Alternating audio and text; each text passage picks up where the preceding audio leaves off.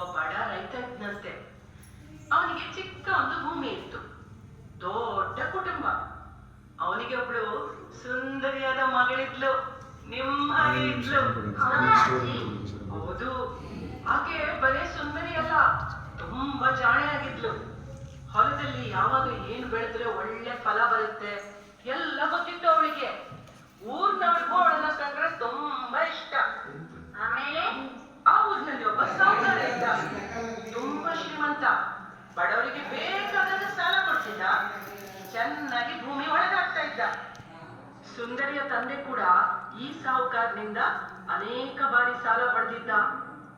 ಸಾಹುಕಾರನಿಗೆ ಆ ರೈತನ ಮಗಳನ್ನ ಮದುವೆ ಆಗ್ಬೇಕು ಅನ್ನೋ ಒಂದು ಆಸೆ ಇತ್ತು. ಆದ್ರೆ ಸಾಹುಕಾರನಿಗೆ ಈಗಾಗಲೇ 45 ವರ್ಷ, ಮದುವೆ ಆಗಿ ಮಕ್ಕಳು ಬೇರೆ ಇದ್ದಾರೆ. ಸಿಕ್ಕಿಸಿ ಹಾಕುವ ದುರಾಸೆಯಿಂದ ಸುಂದರಿಯ ತಂದೆಗೆ ಬೇಕಾದಷ್ಟು ಸಾಲ ಕೊಡ್ತಾ ಇದ್ದ. ಹೀಗೆ ಸ್ವಲ್ಪ ಕಾಲ ಕಳೆಯಿತು. ರೈತನಿಗೆ ಪಾಪ ಸಾಲ ತೀರಿಸಲಿಕ್ಕೆ ಆಗ್ಲೇ ಇಲ್ಲ. ಒಂದು ದಿನ ಸಾಹುಕಾರ ರೈತನನ್ನ ಬರ್ಲಿಕ್ಕೆ ಹೇಳಿದ. ಅಯ್ಯೋ, ಆಮೇಲೆ ರೈತ ಬಂದಾಗ, ಬರೀ ಕೈಲಿ ಯಾಕೆ ಬಂದೆ, ಹಣೆ ಎಲ್ಲಿದೆ ಹೇಳು ಅಂದ.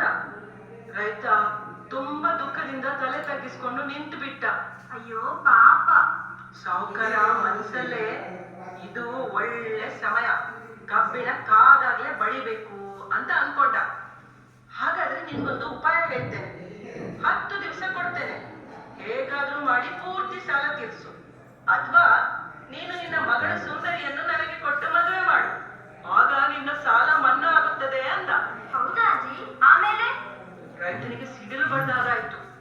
ದುಃಖ ತಡಿಲಿಕ್ಕಾಗ್ಲಿಲ್ಲ, ಮಾಡುವುದೇನು ಅಂತ ತೋಚಲಿಲ್ಲ. ಮನೆಯವರು ಚಡಪಡಿಸಿದ್ರು. ಸುಂದರಿಗಂತೂ ಇನ್ನು ತನ್ನ ಜೀವನ ಮುಗಿಯಿತು ಅಂತ ಅನ್ನಿಸ್ಬಿಡ್ತು. ಸಾಹುಕಾರ ಕೊಟ್ಟ 10ನೇ ದಿವಸನೂ ಬಂದ್ಬಿಡ್ತು. ಅಯ್ಯೋ, ಸಾಹುಕಾರ ನ್ಯಾಯ ತೀರ್ಮಾನಕ್ಕೆ ಊರ ಹಿರಿಯರನ್ನೆಲ್ಲ ಸೇರಿಸಿ ಪಂಚಾಯತ್ ಕರೆದ. ಸಾಹುಕಾರನು ಕುತಂತ್ರ ಮಾಡ್ತಾನೆ ಅಂತ ಸುಂದರಿಗೆ ಯಾರೋ ಹೇಳ್ಬಿಟ್ಟಿದ್ರು. ಅವಳು ಕೂಡ ಉಪಾಯದಿಂದಲೇ ಇದನ್ನ ಗೆಲ್ಬೇಕು ಅಂತ ಮನ್ಸನ್ನ ಗಟ್ಟಿ ಮಾಡ್ಕೊಂಡಿದ್ಲು. ಹೌದಾ? ಆಮೇಲೆ ಏನಾಯ್ತು? ಎಲ್ಲರೂ ಕಟ್ಟೆ ಮುಂದೆ ಹಾಜರಾದ್ರು. ನ್ಯಾಯ ತೀರ್ಮಾನ ಶುರುವಾಯ್ತು. ಸಾಹುಕಾರ ಈಗ ತನ್ನ ಹೊಸ ಷರತ್ತು ಮುಂದಿಟ್ಟ. ಏನದು? ಈ ಚೀಲದಲ್ಲಿ ಬರೀ 2 ಕಲ್ಲುಗಳಿವೆ, ಒಂದು ಬಿಳಿ ಕಲ್ಲು, ಇನ್ನೊಂದು ಕಪ್ಪು ಕಲ್ಲು. ಯಾವುದು? ಒಂದು ಬಿಳಿ ಕಲ್ಲು, ಮತ್ತೊಂದು ಕಪ್ಪು ಕಲ್ಲು. ನಿನ್ನ ಮಗಳು ಬಂದು ಕಣ್ಣು ಮುಚ್ಚಿ ಇದರಿಂದ ಒಂದು ಕಲ್ಲು ತೆಗಿಬೇಕು. ಅದೊಂದು ವೇಳೆ ಕಪ್ಪು ಕಲ್ಲಾಗಿದ್ರೆ ಸಾಲ ಮನ್ನಾ ಆಗತ್ತೆ, ಆದ್ರೆ ಅವಳು ನನ್ನನ್ನ ಮದುವೆ ಆಗ್ಬೇಕಾಗತ್ತೆ. ಹೌದಾ? ಆಕೆ ಒಂದು ವೇಳೆ ಬಿಳಿ ಕಲ್ಲು ಹೆಕ್ಕಿದರೆ ಮದುವೆಯೂ ಆಗಬೇಕಾಗಿಲ್ಲ, ಸಾಲನು ಹಿಂದೆ ಕೊಡ್ಬೇಕಾಗಿಲ್ಲ ಅಂದ. ಅವನಿಗೆ ನಾನು ಗೆಲ್ತೇನೆ ಅನ್ನೋ ಭರವಸೆ ಇತ್ತು. ಸುಂದರಿ ನಡೆದುತ್ತಾ ಮುಂದೆ ಬಂದ್ಲು. ಆಕೆ ಕಣ್ಣಿಗೆ ಬಟ್ಟೆ ಕಟ್ಟಿದ್ರು. ಸುಂದರಿಗೆ ಅದೇನೋ ಒಂದು ಯೋಚನೆ ಹೊಳೆಯಿತು. ಆಕೆ ಒಂದು ಕಲ್ಲನ್ನ ತೆಗೀತಿದ್ದ ಹಾಗೇನೆ ತಕ್ಷಣ ಕೆಳಗೆ ಬಿದ್ದು ಬಿಟ್ಲು. ಕೈಯಲ್ಲಿದ್ದ ಕಲ್ಲು ಜಾರಿ ನೆಲದಲ್ಲಿರುವ ಬೇರೆ ಕಲ್ಲುಗಳ ಜೊತೆಗೆ ಸೇರ್ಕೊಂಡ್ಬಿಡ್ತು. ಅಯ್ಯೋ, ಸುಂದರಿ ಕ್ಷಮಿಸಿ ತಲೆ ಸುತ್ತು ಬಂದಂತಾಗಿ ಬಿದ್ದು ಬಿಟ್ಟೆ ಎಂದಳು. ಪಂಚಾಯತ್ನವರಿಗೆ ಚೀಲದಿಂದ ತೆಗೆದ ಕಲ್ಲು ಯಾವುದು ಅನ್ನೋ ಚಿಂತೆ ಆಯ್ತು. ಸುಂದರಿ ಅದನ್ನೇ ಕಾಯ್ತಾ ಇದ್ಲು.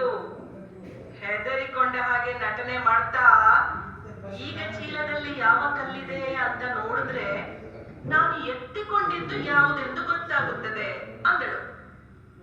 ಈಗ ಸಾಹುಕಾರನಿಗೆ ಭಯ ಆಗ್ಲಿಕ್ಕೆ ಶುರುವಾಯ್ತು. ಯಾಕಂದ್ರೆ ಸಾಹುಕಾರ ಚೀಲದಲ್ಲಿ 2 ಕಪ್ಪು ಕಲ್ಲುಗಳನ್ನೇ ಇಟ್ಟಿದ್ದ.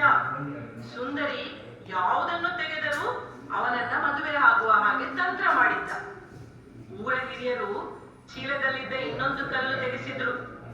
ಆ ಕಲ್ಲು ಕಪ್ಪು ಕಲ್ಲಾಗಿತ್ತು. ಅಂದರೆ ನೆಲಕ್ಕೆ ಬಿದ್ದ ಕಲ್ಲು ಯಾವ್ದಿರ್ಬೇಕು? ಬಿಳಿ ಕಲ್ಲು. ಹಾ, ಬಿಳಿ ಕಲ್ಲು ಅಂತ ತೀರ್ಮಾನ ಆಯ್ತು.